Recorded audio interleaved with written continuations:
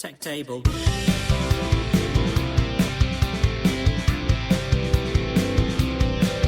Table.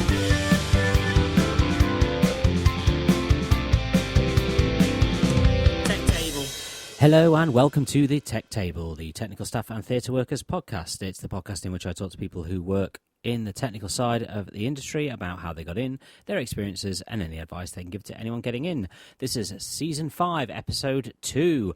A big thank you to everybody who downloaded and listened to Episode 1 of Season 5. We've had some really great numbers, some great feedback from people, so it's been really good. Long may it continue. If you want to get in touch with us, you can do that by the socials. They are all Tech Table Pod. That's Instagram, TikTok, X, Facebook, and we're on YouTube as well. If you want to get in touch with us via a email, it is techtablepod@gmail.com. Big thank you to everybody who's become involved in this podcast.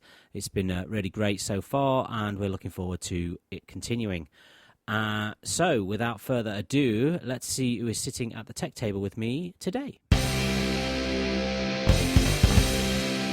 Hi, I'm here with my guest this time. If you'd like to introduce yourself and tell me what your current job title is. Hi, I'm Russ Haugh. I am the head of stage at Starlight Express in Wembley. Oh, lovely. And how did you get into theatre? I studied musical theatre and drama performance at university, and then after a stint at acting, I found that I spent a lot of time working with an SM on a two-hander that I was on, looking at, designing some of the sound effects, designing some of the atmos, learning how he did the stage markup, sourcing props, sourcing costume, and I was like, actually, this is more what I want to do. And it just kind of exploded from there. Oh, right, and where did you train? So I trained at the University of Cumbria in Carlisle, and unfortunately, as of last year, they closed the performing arts section of the university. Which is a shame. It really is, because, most people that I know in technical theatre, they came up through universities, not necessarily the academies. Yeah. That's the problem, isn't it? Is that, the government's cutting a lot of the arts funding, and the smaller universities especially are the real ones that are losing out. Yeah, if you're not in London studying technical theatre, you've got to learn it on the job, and it's just not available in the rest of the country. So you're from Cumbria originally? No.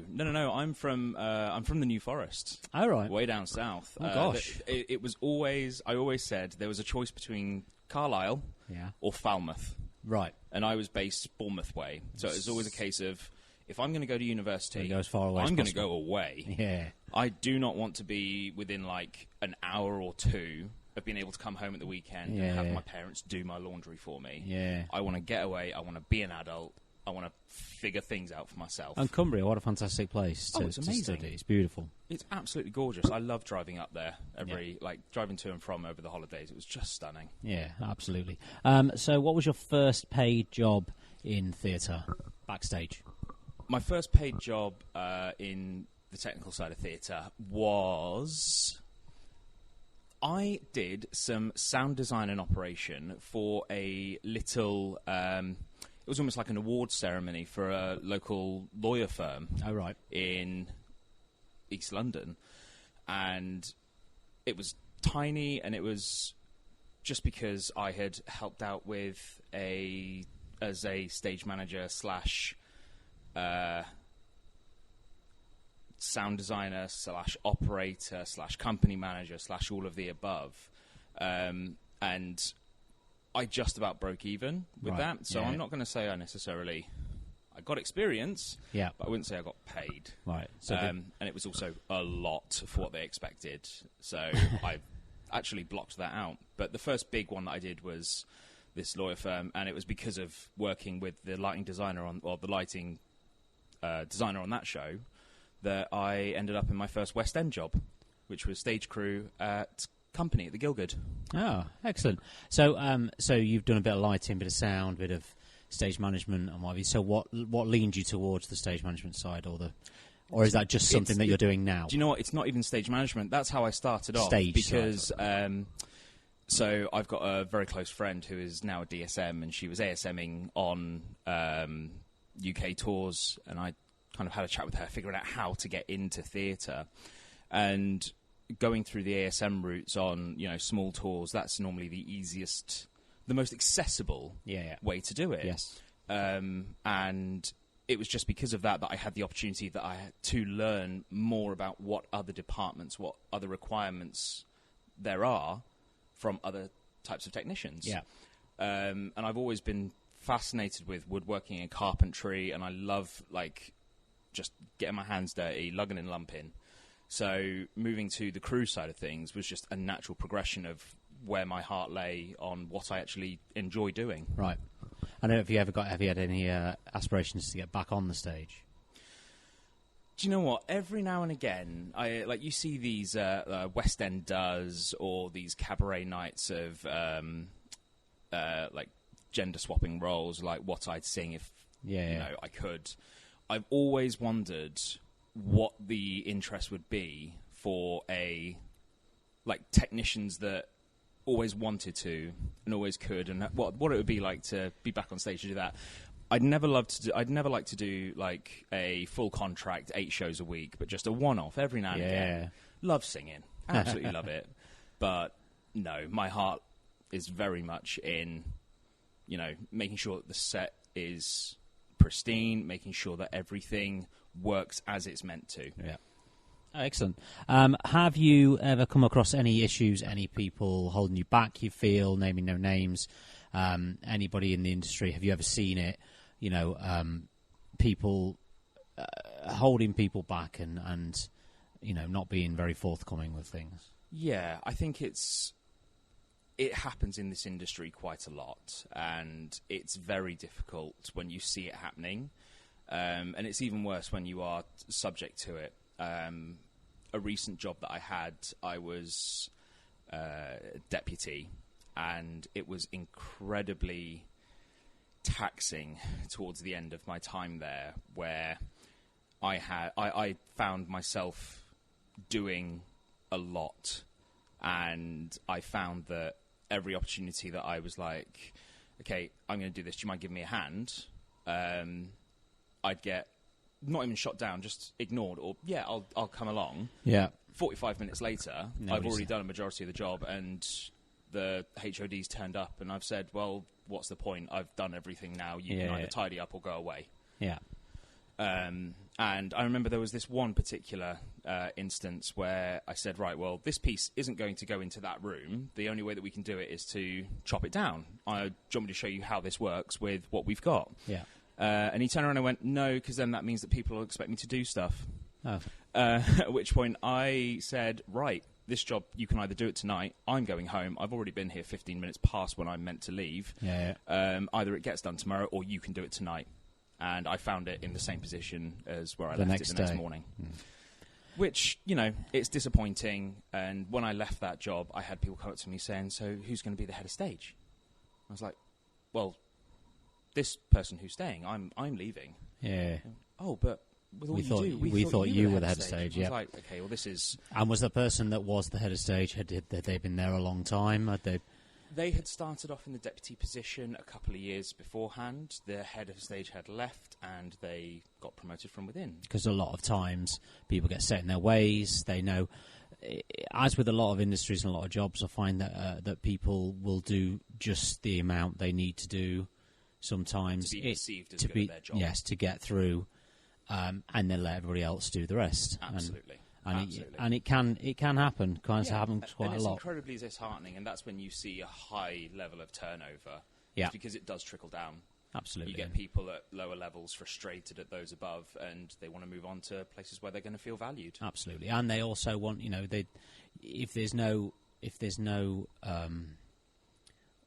if you're not going to be able to move up in that department, because people naturally want to move up in the world, so they're not going to be able to move up in that department because there's a cork there. Then you have to go find somewhere that there isn't one. Absolutely true. Absolutely. So what would you say are the pros and cons of working in the industry? Oh, my word. I mean, the pros are that you get to meet an absolute myriad of people and personalities. I think working in this industry, you will always find people on whatever show that are very aligned with you and your views and your morals and ethics, and it's very easy to become friends with a lot of people. Yeah. On the inverse side, yes, you're also going to find people that you may be diametrically opposed to. I mean, very few and far between within this very liberal industry. Yes. But every now and again, yes, you do get the odd egg that's a bit off. But I think meeting so many new people and just learning about people and the fascinating stories that they've got through their careers, I think is one of the best things about the industry. I think one of the hardest things, one of the worst things, is there can be, levels of elitism. And I think you do get a lot of, less so now, but there are still levels of elitism. And you do have, certain higher-ups that are quite stuck in their ways. This is how we've done it for the last 10 years. This is how we've always done it. This is how we're going to continue. It's worked like this. Why do we need to change it? Exactly. Yeah. When, the industry is constantly changing, people need to move with it. Yeah, 100%. Absolutely. Going back to you saying that you meet a lot of different people, what I find quite interesting is that a lot of people you meet in this industry, if you weren't working in this industry, probably wouldn't associate with those people or talk to those people because you come from different backgrounds, different, everybody's different, but you all sort of mesh together because of the industry that you work in. It because is a melting pot. It's an industry that you have to love. Yes. In order to work in it, otherwise... Yeah, there has to be a love for theatre. There has to be. And whether that's a love for performing, whether that's a love for... I think one of the things that I've always said is my love for theatre comes from remembering the first time I went to see my first show. Yeah. And that was Joseph on tour at the Mayflower in Southampton all those years ago. And I remember sitting there and just being absolutely blown away. I think I was 7 or 8. And I was like, this is the best thing ever. Yeah. And I relish in the opportunity of being able to provide that reaction to children coming and witnessing spectacles on the West End in this day and age. Yeah. And, when I worked on The Lion King, we were saying, how's it been running for so long? It's like, well, think about it. When we were kids, we watched the show. We watched the film. Yeah. And then 6 or 7 years later, the stage show came out, and we were just old enough that we could go and see it with our friends. And then now, all of those people that Lion King was their first show that they watched, they're now bringing their kids to come and see their first show. Yeah, absolutely. And it's that, no pun intended, that cycle, I'm trying not to say the line. Circle of life. That's the one. Yeah, absolutely. And it's just that magic that theatre can bring, and that wonder that just keeps, that love alive for kids. Absolutely. And adults. Yeah. People keep coming back and coming back, even though it's horrifically expensive. Yes. But people do keep coming back, and they do keep bringing the next generation. So it's nice that we have a new generation of people watching the shows. Absolutely. As well as being in the shows. Absolutely, 100%. What would you say is a common misconception to somebody who's trying to get in the industry? So what they think it's going to be, but it's not. That it's easy. Fair enough. Yeah. Absolutely. The reason that theatre looks easy is because people have worked hard to make it look easy. Yes. The reason that you can, if you were to go onto a show that's been running for a long time as a crew member and you get given a cue sheet, the reason that it flows as well as it does and that you're not running up and down the wing trying to figure things out is because you've had people ahead of you who have been experienced and who have refined it and who have figured out the pitfalls to make it as logical and as simple as possible. And if you were to try and open a new show, teching a show and writing a plot is one of the most complex things, especially when you're having to work with other crew members, with other departments, and you have to be so switched on. Yeah, absolutely. So I'd say, that's probably one of the hardest things in theatre. It's quite interesting, actually, because when I started Les Mis, it'd been going for 20-something years. It was one of those things where you went in and everything that could possibly have ever gone wrong with that show has gone wrong, Yeah. and they figured out how to sort it. So if there's ever anything goes wrong, you just get on with it. You know what I mean? But with a new show, you've always got that pitfall of something new could go wrong tonight. So how are we going to deal with that? Absolutely. I mean, when I started at Starlight, the first time... So one element of the set design is acrylic that covers the LED tape on the floor. Right. And, when you've got scooters that are only on 2 wheels for our marshals, there is an incredible amount of pressure that's being exuded through those 2 points of contact. Yeah. And when you hit a slightly weak point or a weak join of the acrylic, it shatters. Yeah.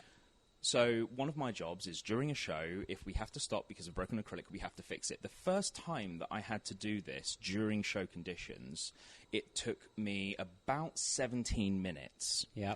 The last time it happened, we had a plan in place. Everybody knew what they had to get. Everybody knew exactly where they needed to be. We had a system on our comm sets that we know exactly what we've got to say, where we need to be, where people have to be stood.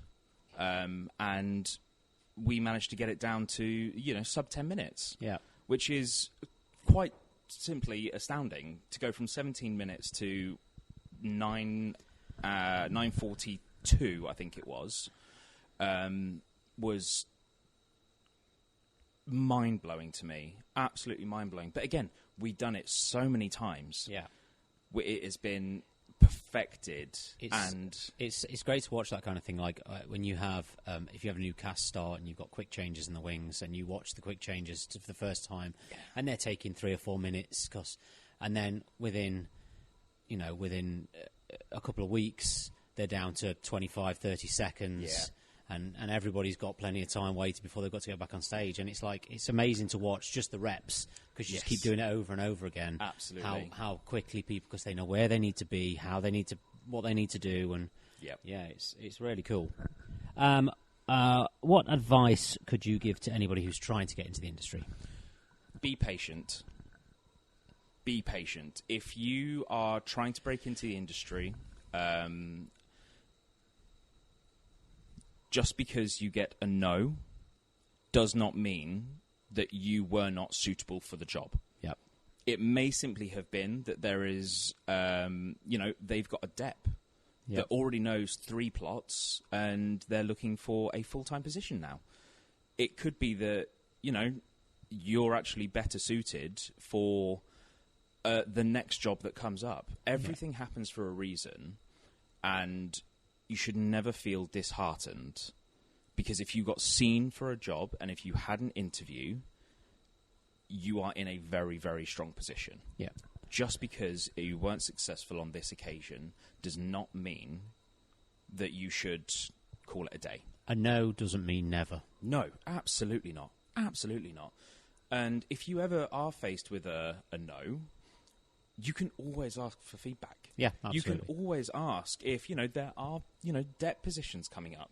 Yes. Because depping is one of the best ways to gain experience and to put yourself in far better positions. If you were to dep on a show like Book of Mormon, you are already within the pool to work in other DMT houses as a crew member, which means that you have a myriad, I think it's 8 other shows that could be looking for crew.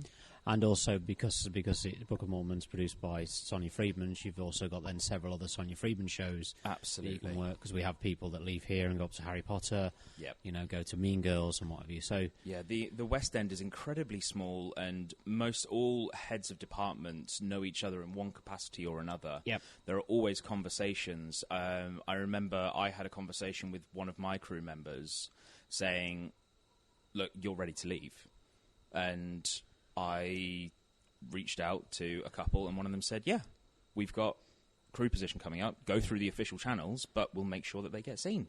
Excellent. And he did, and he's now there. And I didn't do anything other than please give him a chance. Yeah, ask. But he did everything that he needed to do. Excellent. Lovely. And that's all I've got for you. So thank you so much for joining me. Thank you very much. It's been a pleasure. Thank you.